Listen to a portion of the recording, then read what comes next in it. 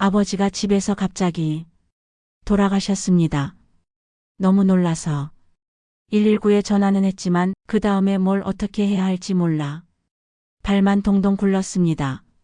이건 제가 현장에서 자주 들은 실제 사례입니다. 생각해 보세요.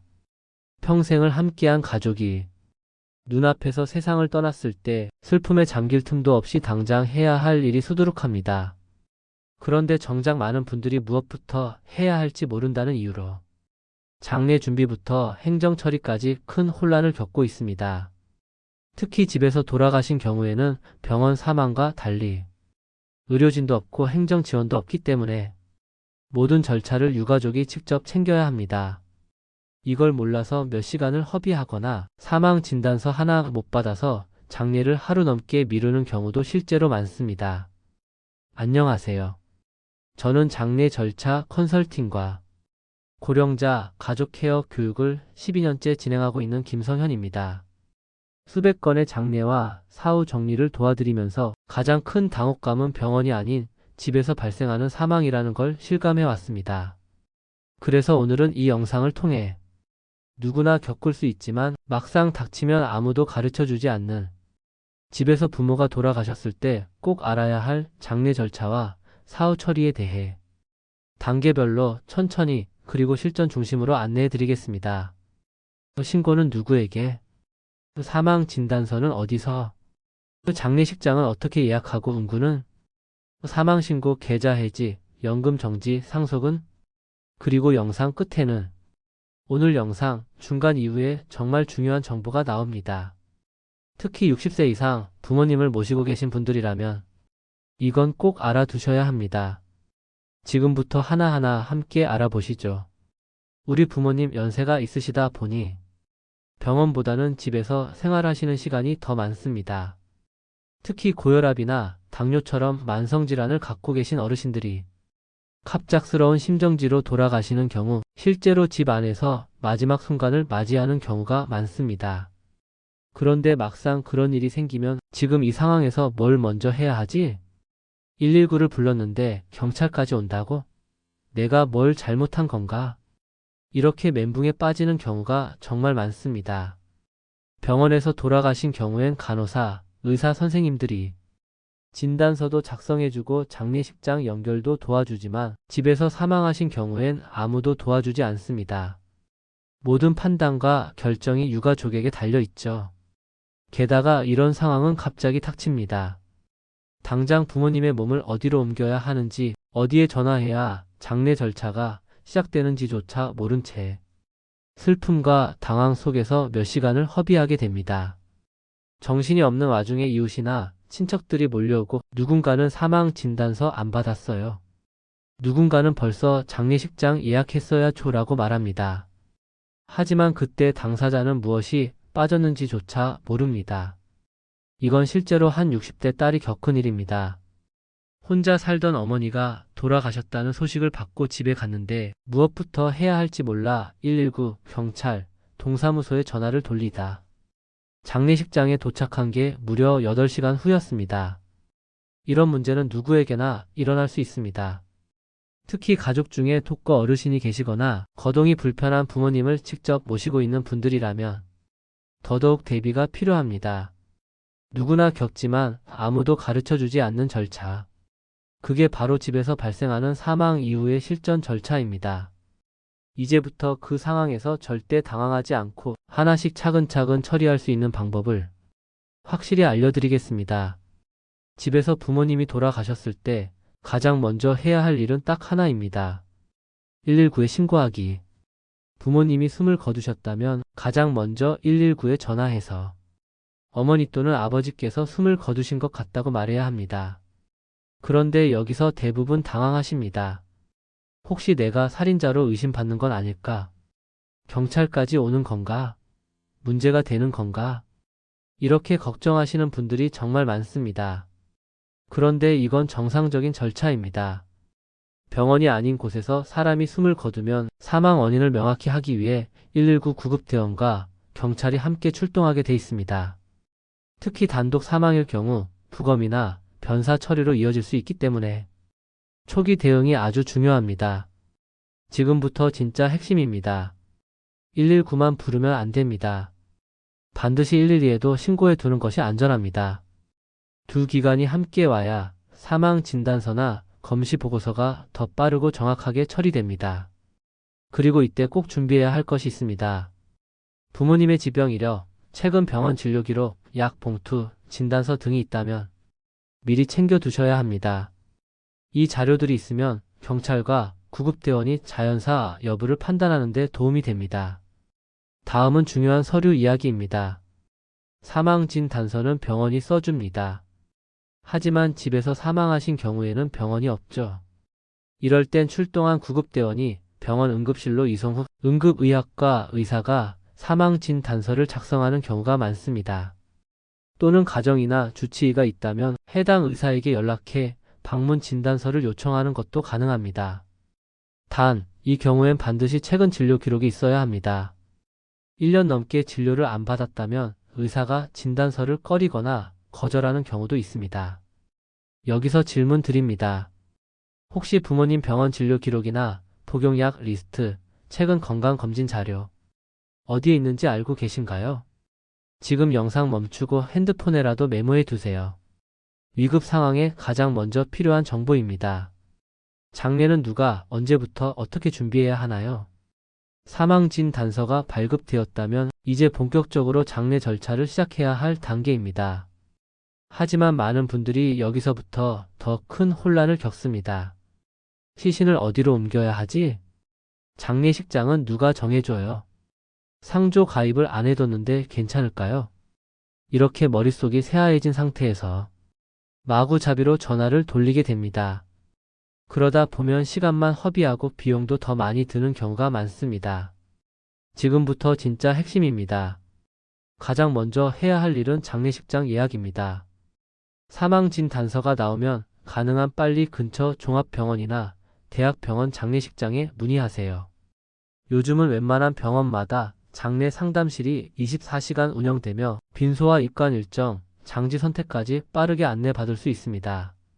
주의할 점은 빈소 대기 시간입니다. 특히 주말이나 공휴일 혹은 유명 병원의 장례식장은 빈소가 없을 수 있습니다. 이럴 경우엔 가까운 다른 병원이나 지역 장례 전문 업체와 연결해야 합니다. 상조를 안 해놨더라도 장례식장에서 3일 패키지 상품 안내를 받을 수 있으니 크게 걱정하지 않으셔도 됩니다. 시신 이송은 어떻게 하나요? 병원 사망이 아닌 경우 보통은 전문 장례 이송 차량 앰뷸런스 형태를 부릅니다. 119 구급차는 병원까지 이송만 가능하며 장례식장까지의 이동은 도와주지 않습니다. 이때 장례식장에서 연결해주는 이송 전문 차량을 쓰는 게 가장 빠르고 안전합니다. 비용은 거리, 시간대에 따라 10에서 25만 원 정도 예상하시면 됩니다. 밤늦게거나 지방에서 시신을 옮길 경우 비용이 조금 더 추가됩니다. 여기서 비교 사례 하나 알려드릴게요. 같은 서울에 사는 두 가족, A 가족은 사망 직후 병원 장례식장에 바로 문의해서 이송부터 빈소 예약, 장지 안내까지 3시간 만에 일사천리로 진행했습니다. 반면 B 가족은 장례식장 문의 없이 지인들에게 묻고 인터넷을 검색하다 9시간이 지나서야 이송이 완료됐고 그 사이 빈소는 다른 가족에게 넘어가 예약도 못했습니다. 결국 멀리 떨어진 장례식장으로 이동해야 했고 장례 비용도 2배 가까이 더 들었습니다. 시청자 질문 드립니다. 혹시 부모님 사망 시 연결할 병원 장례식장 지금 머릿속에 하나라도 떠오르시나요? 없다면 지금 메모장에 병원 이름이라도 적어두세요. 그 한 줄이 당일에 몇 시간의 혼란을 막아줍니다. 장례가 끝나도 끝난 게 아닙니다. 꼭 처리해야 할 사후 행정 절차들이 남아 있습니다. 장례를 무사히 치르고 나면 이제 조금은 마음을 놓고 쉴 수 있을 거라 생각하시죠. 하지만 바로 이어서 해야 할 행정 절차들이 있습니다. 이걸 놓치면 연금이 계속 지급되거나 고인의 이름으로 휴대폰 요금이 계속 나가는 일이 생깁니다.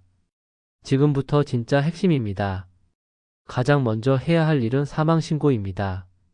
사망신고는 고인의 주민등록 주소지 관할 주민센터 동사무소에 사망진단서 원본과 신분증, 가족관계증명서를 지참해서 제출해야 합니다. 사망 신고를 하지 않으면 모든 행정 처리가 불가능합니다. 심지어 상속 절차, 재산 정리, 연금 정지 등도 막힙니다. 그 다음은 연금 정지입니다. 고인이 기초연금, 국민연금, 공무원연금, 군인연금 등을 받고 계셨다면 사망 신고 후 각 연금관리공단에 따로 연락해 수급 중단 신청을 해야 합니다. 그렇지 않으면 수급이 계속되고 나중에 유족에게 환수 조치가 들어올 수 있습니다.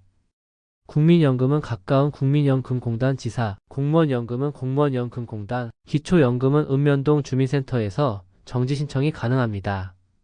금융기관에도 반드시 신고해야 합니다. 은행 계좌는 사망 후 자동으로 동결되며 출금이 불가능해집니다. 따라서 고인의 예금, 보험, 적금 등을 정리하려면 가족관계증명서와 사망진단서, 본인 신분증을 갖고 해당 은행을 직접 방문해 사후 처리를 요청해야 합니다. 휴대폰 요금도 마찬가지입니다. 통신사에 직접 연락하거나 가까운 대리점에 방문해 사망신고 서류를 제출하면 해지 처리가 됩니다. 실제 사례를 들어볼까요? 어느 68세 어르신은 장례 후 고인의 핸드폰이 계속 켜져 있길래 그냥 놔두자 하셨습니다. 그런데 3개월 뒤 요금이 연체되면서 고인의 신용등급이 하락했고 가족이 상속인으로서 연체금을 납부하게 되는 일이 생겼습니다.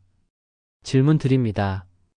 혹시 부모님 명의로 된 은행, 보험, 핸드폰 회선 지금 정확히 몇 개인지 알고 계신가요?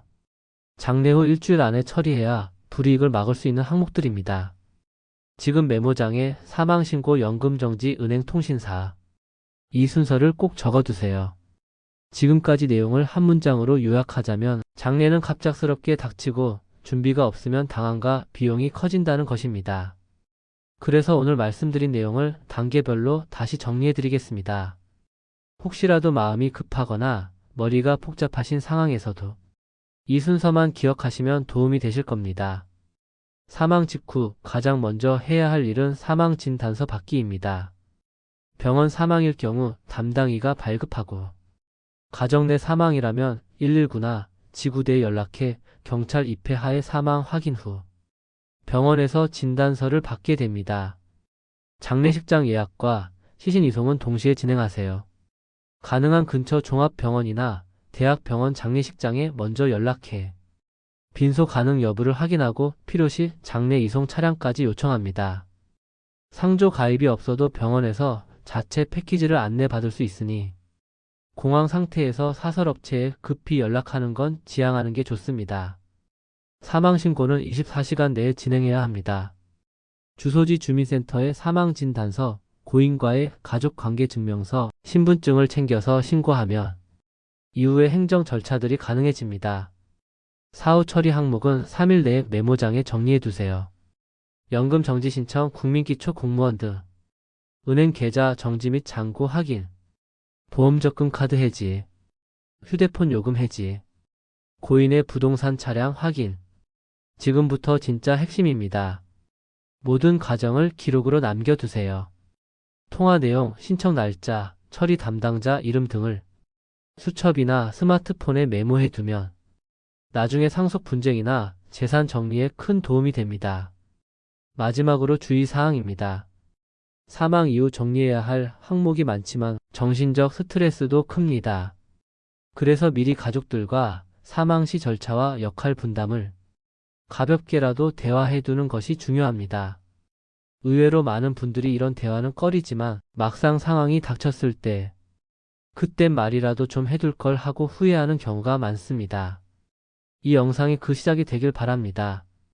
지금 이 순간부터 준비하신다면 그날이 왔을 때 가족 모두가 덜 혼란스럽고 더 정중하게 고인을 떠나보낼 수 있을 것입니다. 지금까지 부모님이 돌아가셨을 때 꼭 알아야 할 장례 절차와 그 이후 행정처리 방법까지 실제로 필요한 내용만 정리해드렸습니다. 하지만 오늘 말씀드린 내용은 기본 중에 기본일 뿐이고 상황에 따라 훨씬 복잡한 문제가 생기는 경우도 많습니다. 예를 들어 고인의 재산이 채무인지 자산인지 헷갈릴 때, 형제 자매 간 상속 분쟁이 우려될 때, 혹은 고인의 연금이 여러 개여서 어디부터 연락해야 할지 막막할 때 등입니다. 이럴 땐 혼자 해결하려 하지 마시고 장례 지도사, 법무사, 사회복지사 같은 전문가와 먼저 상담하시는 게 가장 빠르고 안전한 길입니다. 실제로 저는 지금까지 수백 건의 장례와 사후 처리를 도운 경험이 있는데요. 미리 준비한 가족일수록 장례도 차분하게 치르고 이후 정리도 원만하게 마치시더라고요. 갑작스런 상황에서도 이건 전에 영상에서 봤던 거다 하시면서 침착하게 대응하시는 모습이 기억에 남습니다. 자, 여기서 다음 영상 예고 드릴게요. 장례 이후 꼭 따라오는 문제, 바로 상속입니다. 돈 문제가 걸려 있다 보니 아무리 가까운 가족이라도 갈등이 생길 수 있죠. 그래서 다음 영상에서는 형제끼리 싸우지 않고 상속 정리하는 법, 미리 준비할 3가지 라는 주제로 이어가겠습니다. 꼭 필요한 내용이니 구독과 알림 설정 해두시고 놓치지 마세요. 마지막으로 지금 바로 해보실 일이 있습니다. 휴대폰 메모장이나 수첩에 사망 시 해야 할 절차라고 적어두세요. 오늘 들은 내용을 간단히 정리해두면 나중에 혹시라도 가족 중 누군가에게 필요할 때 큰 힘이 됩니다. 그리고 영상이 도움이 되셨다면 오늘 영상 메모해 두었습니다. 가족에게 공유할게요. 이렇게 한 줄만 댓글로 남겨주세요. 그 짧은 댓글이 누군가에게는 정말 큰 도움이 될 수 있습니다. 오늘도 건강한 하루 되시고 영상 끝까지 시청해 주셔서 진심으로 감사합니다.